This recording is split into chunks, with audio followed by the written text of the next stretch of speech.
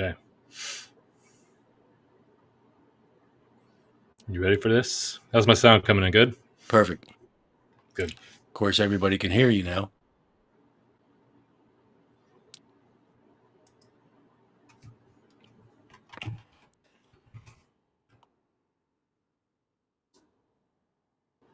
Hello. Hello. Hello. Hello. Hello. Hello. You are not going to believe the mess we just went through, of course. That's all part of live. And we had everything set up, and all of a sudden, everything crashed. And should I apologize for being 5 minutes late? What the heck. Anyway, welcome to Lunch with Mike, brought to you by MarketUS. And finally, I brought it out from behind the curtain, me, Michael Price Productions. Here's today's agenda. We have a very special guest who you're going to see here in the next scene. They're not slides, they're scenes. And we're going to go through the usual. And if you have a question and you want to put it in the comments, please preface it with a Q. So that way we jump it to the top of the queue, no pun intended, spelled differently, and we can move on from there. So today's sponsor, PriceToWin.com with John Barker, who happens to also be sitting in the green room. Is that a beer, John? No. No, okay. It's a big water bottle, and I'm stuck with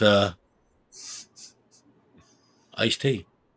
There you go. However, a very good friend of ours, both John's and mine, coined me, and I really hadn't thought about it, but when you've been doing this going on 37 years, Eileen, who you've seen the last 4 streams, coined me the godfather of GSA. So what do you think? Don't worry, it's not lit. Anyway, that's my prop for the day. I'm going to turn this over to John. And first of all, I'm going to tell you a little bit about John. And remember, every Tuesday at 1 p.m., or give or take a few minutes, depends upon whether or not everything's screwed up in the studio or not. At least the lights work. And 1 o'clock Eastern Time on all 4 platforms. And later on, I'm going to talk to you about if you're interested in becoming a part of this family, let us know, and I'll tell you how you can get a hold of us. Let's see who this guy, John Barker, is.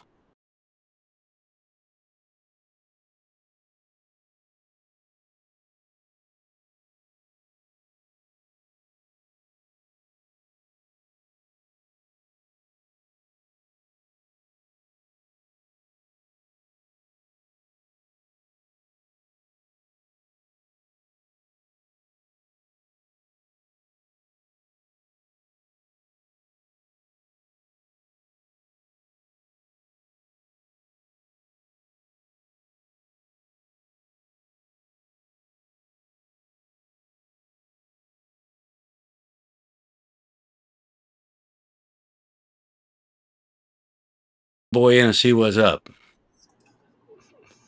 Man, he's in the tunnel of love. Something like that. Looks like I'm navigating the depths of the Death Star. I'm going to tell you something, pal. That's the best I've ever seen you look. In fact, you did finish shaving your head from the last time we had a little discussion. Let me fix your camera a little bit because you are very, very big, and I need to fix that. I'm sorry. I can move my pivot too. No, don't you move. No, you're gonna mess everything up. Let me zoom you out a little bit. Just trying to make your job hard, man. See how good you are. You can bob and weave and do whatever you want to do all you want, but it ain't gonna work. So there we go. There. Right. Anyway, get away from it. We have a wonderful slide presentation today. But John, why don't you give us a quick recap on who you are and why you exist, and how did we end up here together? Well, that's a pretty loaded question, I guess. How I existed. Pick one. I don't care. Well, I'm doing the whole solopreneur route. I got tired of being fired and laid off and working with a bunch of assholes. Excuse me. Some people I didn't find to be of my type. So started my own business. The right height? The right type. Oh, type. I think you said the right height. people who are like, I haven't had enough caffeine, and unfortunately, I'm in the studio, so I can't light this bad boy. So anyway, wait till after the show. But those of you who want to donate, John and I both smoke cigars. Let us know. We'll tell you what brand to send and where to send them to. Well, you know where to send them to me. Just go to bottom left of the website. got my trusty little lighter here. Yeah. That's a. Can you flip that with one hand like the Fonz does? It's got my name on it too, my initials. Yeah, but I have about 4 can of you these. open it up with just by snapping your fingers? One handed. No, I don't. Nah, amateur. Yeah, no, it's not like Fonz. I mean, shoot, that took decades to get that cool. I've only been cool for, I don't know, not at all, I guess. Yeah. Well, the cool thing is, I find myself watching normally rather than watching the camera, I'm watching the gingerbread man in the right hand corner right below you. He's just dancing away. I'm kind of like, what is the song that he's kind of grooving to? We all I can give you a little song if you like. Sure. Let me see. Let's try this one. To be or not to be. There you go. And very pensive. this is the other one. I'm going to answer your question in return for blessed silence. Now, quick question to the audience: who said that? Which should be easy to figure out, but what movie? I can't remember. So we have a ton of sound effects. We have all kinds of good stuff. But anyway, let's get moving on. So why you came here today was to consume content at no charge. And we're happy to do it. And at the end, I'm going to tell you who's coming up next. Not today, of course. I'm only good for one a day. But let's get over to John's slides. All right. Well, John, take it over. I'm going to mute and I'm going to go light up my cigar. But I'll be, as Arnold said, I'll be back. I'll be back. Well, there you go. I appreciate the intro, Mike, and the opportunity to be here. Again, I'm John Barker. The firm I run is called PTW Solutions. So today we're going to be talking about wrap rates and what they are and what they mean and how to develop them and all things good. So all these things relate to pricing, and PTW, when I originally started, stood for price to win. So here we go. All right. So what is a wrap rate? Oh, I went too fast. There we go. Okay. Forgive me. This is my first time doing this, and it looks like it's cut off slightly, but we will manage that. So anyway, a wrap rate, the first time I heard this term was when I first started doing pricing. And I was like, WTF is a wrap rate. I've never heard of that. And effectively, it's a labor rate multiplier. You may have seen it referred to as a fully burdened rate, labor rate, so a FIBLR or an FBR, fully burdened rate. Again, they all are synonymous with the same thing. Effectively, it's how do I get, from what I pay a individual to do work on my behalf and what I charge to customers. So what we're going to do is we're going to do a dive into exactly what the components are and so on and so forth. So a fully burdened rate, wrap rate, basically consists of three main things. It's a direct labor rate, and that's either an hourly rate or a salary that you pay to an employee or a consultant. An indirect rate, which is a cost to doing business, and that's into three main buckets as well. We'll go a little bit deeper into that a bit later. And then a profit or margin, and the way that I define profit is revenue less costs. Now, I'm not a CFO, I'm not an accountant, I'm not a CPA. Occasionally I play them sometimes, but you'll hear terms like EBITDA and gross margins and things of that nature. So we're not going to really get into that. So when I use the term fee or profit, I mean it's basically the top line less the total costs, and that can be defined in many different ways, as clever CPAs no doubt know. So, excuse me. All right, so direct hourly rates, and the two main categories of these are hourly rate and salaried rate. If there are any HR experts out there, what the Act calls the Fair Labor Standards Act, FLSA, distinguishes the type of employees from being exempt from FLSA, and non-exempt. So effectively, to confuse everybody, non-exempt basically means salaried employee. I'm sorry, I got that wrong. I confused myself. See, an exempt employee is exempt from FLSA and therefore a salaried employee. I'm mostly talking from my experience with salaried employees, but if you do have somebody subject to Fair Labor Standards Act, they are paid on the hourly basis. So if they work or they don't work, they don't get paid. And also, one the thing you need to be aware of, and generally speaking, it's every hour worked over 40 will incur a 1.5 times pay premium. In some states, it's quantified a little bit differently. I believe in California, for example, the overtime premium kicks in at any hours over 8 in any given day. But check with your state that you do business within to make sure you're compliant with those things. So generally speaking, we're looking at a salaried folks. So the metric to derive what a direct labor rate for a salaried person is taking their annual salary and dividing that by 2080.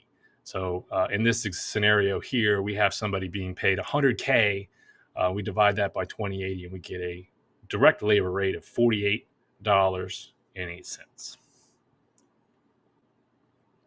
All right. So as I mentioned earlier, the direct cost now, or what we load on top of the direct labor rate. So a lot of companies do this differently. So this is a, kind of an 80-20 thing. Most cases, companies have 3 different indirect pools consisting of fringe, overhead, and G&A, general and administrative costs. So at a very high level, the fringe costs are your standard statutory payroll taxes that are required. Think FICA, SUTA, Medicaid, Social Security, etc. But also includes leave, PTO, holiday, and then standard benefits to attract professional employees such as 401k contributions, health, life, dental insurance, and so on. The overhead component is basically think like facilities and office space, computers, phones, stuff like that. General and administrative costs. This is the last thing that is loaded on top of all the other costs, and that's general and administrative costs. So those can be very varied depending on the company. A lot of people move a lot of overhead costs into G&A, and again, it's not a one size fits all. It's very much these rates are uber proprietary per company.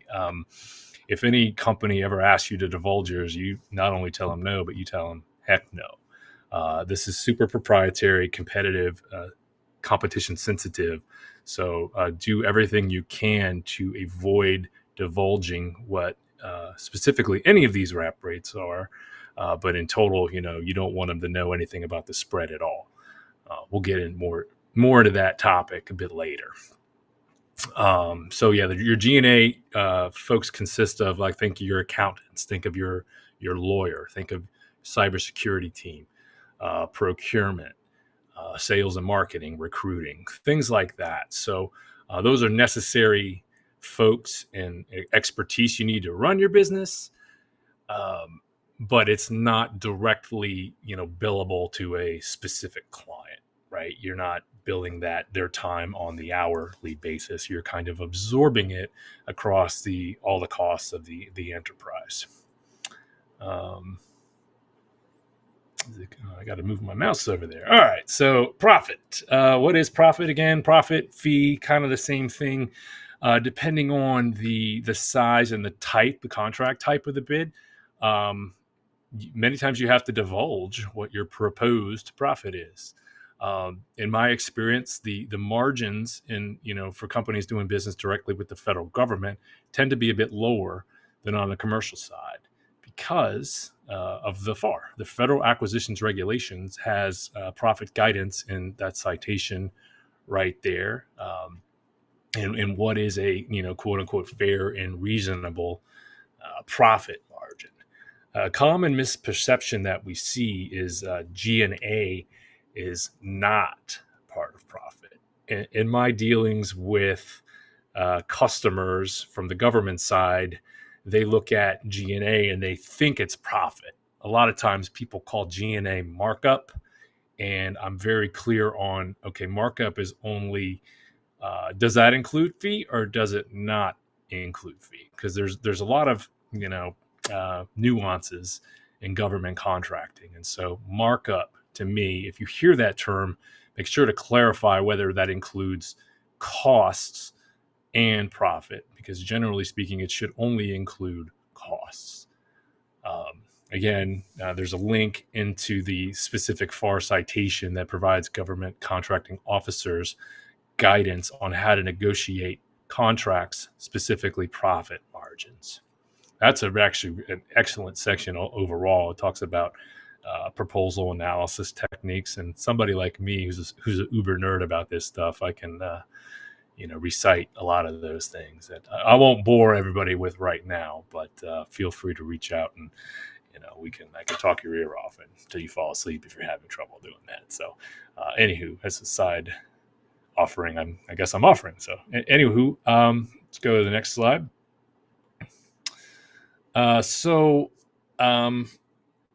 This is something that I use a lot for kind of building up a cost and a price total. So in a lot of cost plus fixed fee type procurements, you are obligated to divulge a lot of this information. So again, remember, this is super proprietary that only the government should see. So all of things that go out in deliverables that have stuff that's on this slide, such as, my fringe overhead and G&A rates, make sure all those are marked, competition, since there's lots of markings, specific markings required in most RFPs that I've worked with. That basically, this is like little snippets of the model that I've developed. And in this specific scenario, I have a person making $85K a year. So we take the 2080 again. The 2080 is 52 weeks times 40 hours a week. So that's the standard number of hours that comprise a productive year. So occasionally it's 2072. Some years it'll be 2088. But generally speaking, 2080 is the number you want to use. The other thing that can be a little bit confusing, and that reminds me I need to update these slides, is that 1912 that we're looking at here, right? What that is the government is signaling what they expect a full-time equivalent, an FTE, to work. Okay, so in some, it used to say a lot of 1920s, 1880s, 1840s, and effectively what that is, it takes the 2080 and it subtracts out leave and holiday. So when Juneteenth was declared, it became standard to have not 10 anymore, but 11. So the numbers you ought to be seeing in future solicitations will generally be around 1912 or 1872 there. And again, how you get from the 2080 to that is you less it by 88 holidays, and then either 2, 3, or 4 weeks of leave, depending on how your organization is structured, your leave benefits and tenures and all those sort of things. So again, this wrap rate, all of these numbers came from a model that I've developed. I can show off later if there's interest and we have time. But effectively, the way that this is done is this 34.60% is multiplied by the direct labor rate. And that result is 1414. So I'm not going to get into it too much because I know math annoys and puts a lot of people to sleep. But you compound this 7.4% on top of these two. You compound this 9% on top of these three to calculate a fully burdened rate with no fee. And then that 8% fee here is, I was putting my cursor on the wrong thing. So let's try that again. All right. So these right here are the cost wrap rate. So I take this 7.4% and multiply it on the sum of the direct labor and fringe. I take the 9.67% and multiply that by the sum of these three pots to derive a fee with a cost rate of 68. I need my coffee, Mike. Give me a second. Hold on. I'm getting a little tongue-tied. I was doing some those things where we were doing how much wood could a woodchuck chuck with my kids on our way to school today, and I got myself tongue-tied here. Apologize. All right, so we got 8% on top of the fully burdened rate to come up with a total rate multiplier of $70, a penny underneath that. And if you do all the math together, apply some algebra, the wrap rate in this scenario is the 71.26%. And we add a 1 to that to make the math work. We're going to get into these numbers a little bit in depth the next slide, but this is a ratio effectively. And here is what it looks like. So as I was talking about, in general, you will see billable hours that are being asked in government bids of 1912, 1872, so on and so forth. NASA does a lot. Some of the IC has rates like this, and effectively the direct labor utilization is different. You know, the higher the leave, the lower the DL utilization is. So, and that's an important metric to track. Reason being is that for the salaried people, it really changes the finances. And in these scenarios, you can see the difference between, you know, having a almost 92% direct labor utilization in that second column there, and then having a 88% direct utilization in the column far away on the right.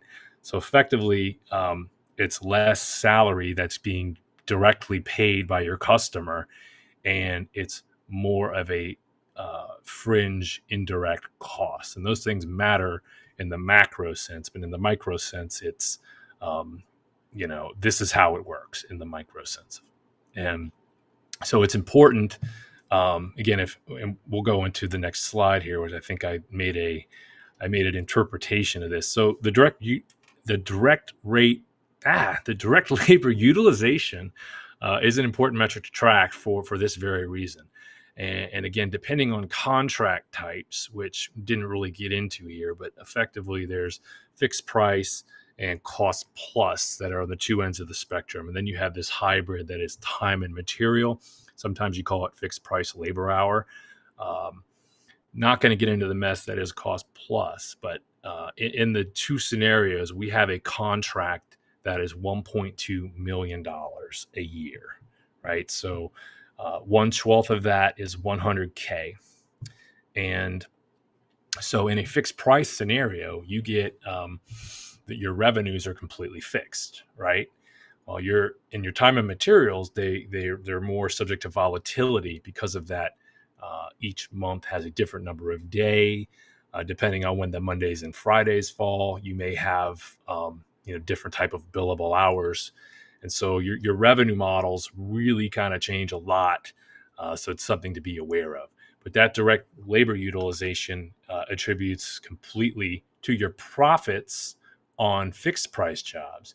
And it contributes to your revenue on T&M jobs. So again, your revenue is on fixed price is fixed by very definition of the contract type. And your T&M is driven by the amount of hours, productive hours specifically worked under a prevailing time period. Yeah, I missed one. All right. So I can't talk about pricing without getting into price analysis techniques. So when I got my first foray into consulting, we were doing, shout out to my buddy Mark Highjar of Procure Links. Miss you, buddy. One of the things that we did was we went in and repapered a lot of files from procurement folks who had difficulties doing all the things that were required under the conditions of a contractor status review, CPSR. Oh my God, I'm blanking out on it right now. Anywho, so one of the things that's important when you're doing a price analysis, and this impacts, your competitive posture, how you want to price to win opportunities. So basically, you need to kind of know the context, right? Like who's buying what you're selling. Why did we go with this specific vendor, or why are we going to win this contract? What is the why, right? Explain the story. How does it fit into what you're doing, your company excels at, and then make sure that that customer values that. One of the major tenets of government contracting is to promote competition to the maximum extent practical. So think about it from your own personal situation, right? I'm looking to add a deck to my house, right? I want to get at least more than one bidder, right? I want to probably get at least three, and make them compete amongst each other with the work that I have. You also need to make sure that you're talking to reputable people who are capable and responsible for doing the job, because no one wants to issue work to some person or company that can't do it. So again, in the FAR, I have a hyperlink into this, but there's specific proposal techniques, that price analysis techniques that that you should use. Find the one that works best for your situation. And again, the onus is on the government, but ultimately on bidders who want to be successful, is to illustrate that the prices you are charging are fair and reasonable. And one of the things that I like to do in my PTW scenarios is to utilize the GSA Calc tool.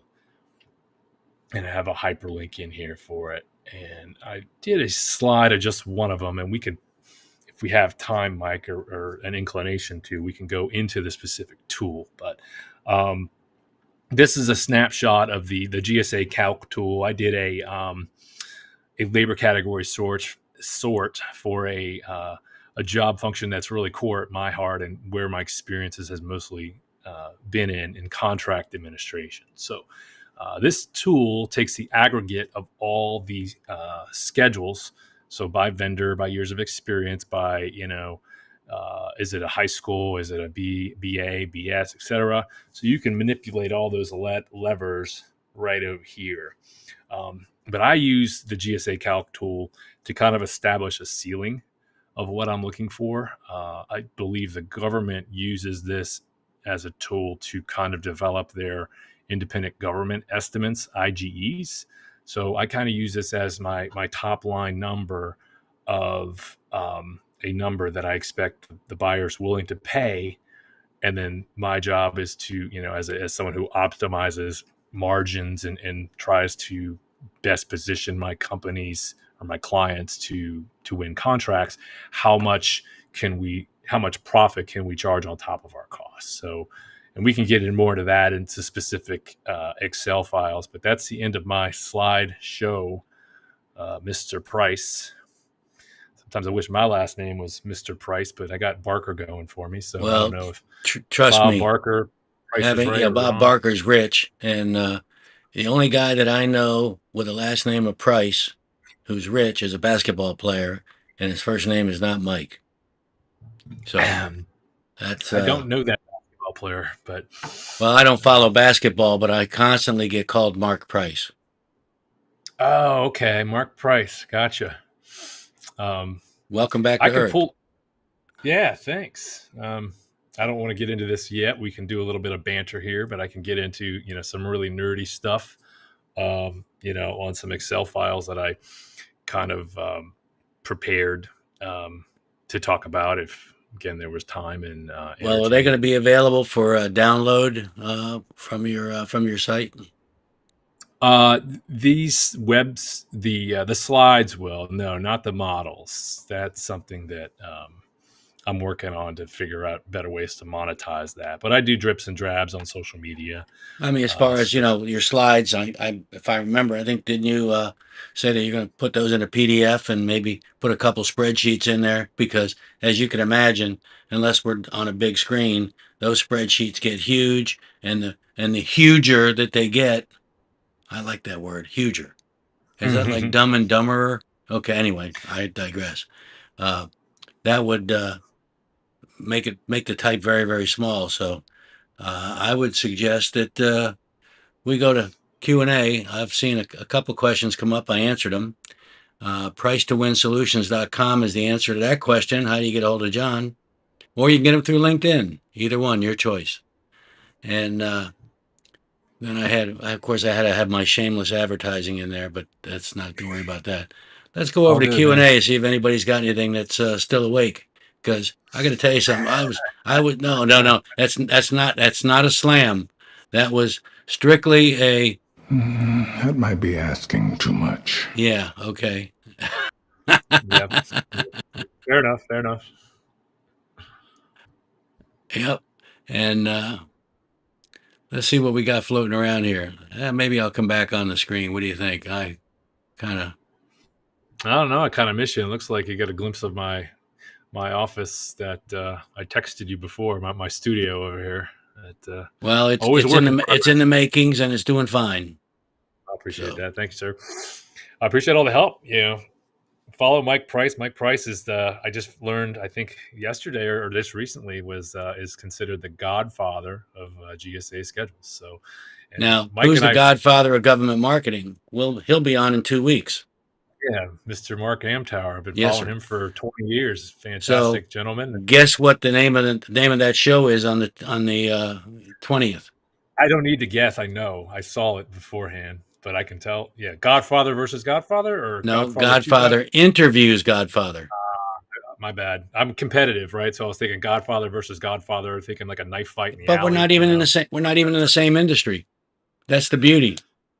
Well, And that's the he's been around that's 35 years. You've been around. No, Judy Bratt is next week. She's been around 34 years, and I'm just hoping that I stay alive till next August 12th to become 37 years.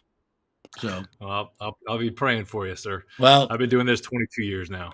there's the bad shoulder. It seems to be working better. I can't quite get it up as high as the good one, but that's neither here nor there.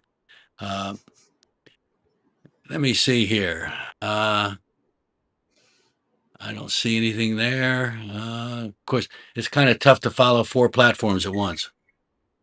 I don't know how you do it, man. I have look at that squirrel out there having fun. Two words, very carefully, and I mean, one day I'm going to actually do a stream that says, "Here's what the studio looks like from inside." What people don't see is that 1, 2, 3, 4, 5, 6, 7, 8, 9, 10 panels open on my 16-inch MacBook Pro, and that background is a video. Actually, both of them are a video, and I just did a text overlay. And of course, when you got the green screen, everything seems to be fine there. But let me see what's going on here now. Give me a moment.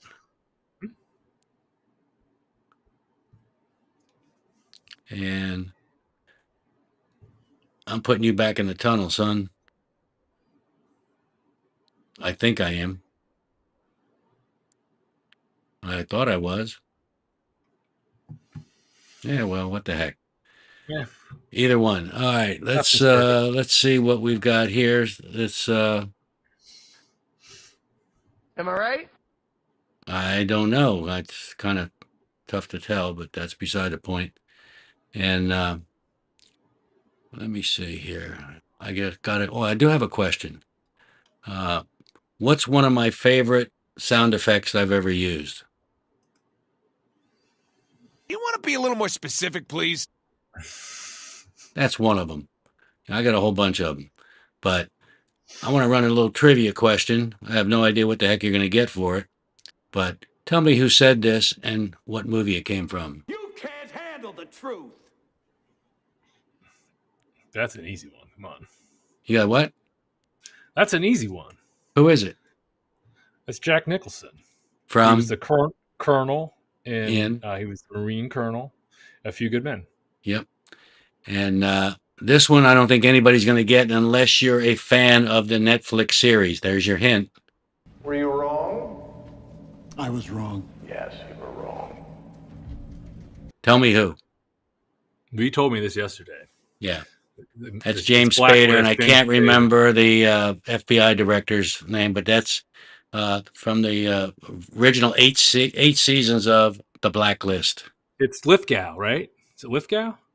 No, That's John No? Lithgow. No, it's Okay. Harry. Anybody know? Let me know. Harry. That's all. Harry Kendrick, whatever. Anyway, he was the FBI director, and that's James Spader sitting in the in the cooler in that escape-proof, 12-inch thick glass place where he after he. I'm not going to give it away. It's in the intro. He I walks love into the James Spader. FBI and surrenders himself. So anyway, what else we got here? Let's wrap this puppy up. Awesome. All right, works for me. Yep. And I